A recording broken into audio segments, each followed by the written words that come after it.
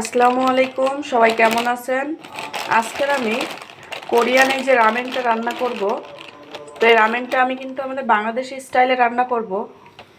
তো দেখুন আমি কিভাবে রামেনটা রান্না করি। তো তার জন্য আমি প্রথমে কড়াইতে গরম পানি বসিয়ে দিয়েছি, আর এর ভিতরে আমি একটু লবণ দিয়ে দিচ্ছি। সবসময় নুডলস সেদ্ধ করার সময় একটু লবণ দেবেন, তাহলে দেখা যায় নুডলসের ভিতরে ভালো করে লবণটা ঢোকে। এই যে নুডলসের ভিতরে কিছু শুকনো মশলা ছিল, তো এই মশলাগুলো আমি এখন পানির ভিতরে দিয়ে দেব। পানিটা খুব ভালোভাবে গরম হয়ে গেছে, আর নুডলসের ভিতরে থাকা সবজিগুলোও আমি দিয়ে দিয়েছিলাম। তো এবার আমি নুডলসগুলো দিয়ে দেব। আমি এখানে 4 প্যাকেট নিয়েছি, আপনারা আপনাদের পরিমাণ মতো নিতে পারেন। এই কোরিয়ান নুডলসগুলো যেহেতু দেখতে অনেকটাই মোটা মোটা, আর সিদ্ধ হতেও কিন্তু একটু সময় লাগে, তো একটু সময় নিয়ে কিন্তু নুডলসগুলো সিদ্ধ করতে হবে। নুডলসগুলো খুব সুন্দর করে সিদ্ধ করে নিয়েছি। এবার আমি ঢেলে পানিগুলো ঝেড়ে নেব।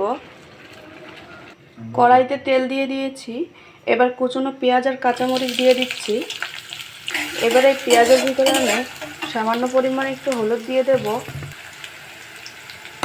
ব্যাস, পেঁয়াজটা এবার একটু খুব ভালো করে ভেজে নেব। পেঁয়াজটা একটু ভালো করে ভেজে নিয়েছি। এবার আমি এর ভিতরে ডিম দিয়ে দেব।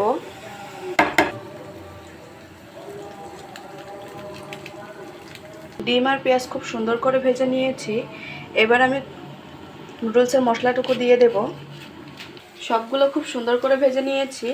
এবার আমি নুডলসগুলো দিয়ে দিচ্ছি। ব্যাস, এবার সবগুলো একসঙ্গে খুব ভালো করে মিক্সড করে নেব। এই যে একদম তৈরি হয়ে গেল খুব সুন্দরভাবে কোরিয়ান রামেন নুডলস। তো এই রামেন নুডলসগুলো কিন্তু দেখতে যতটা সুন্দর, খেতে কিন্তু মাশাআল্লাহ অনেক টেস্ট। তো আপনারাও কিন্তু বাসায় এভাবে রান্না করে খেয়ে দেখতে পারেন, আশা করি ভালো লাগবে। তো ধন্যবাদ কষ্ট করে ভিডিওটি দেখার জন্য। আসসালামু আলাইকুম।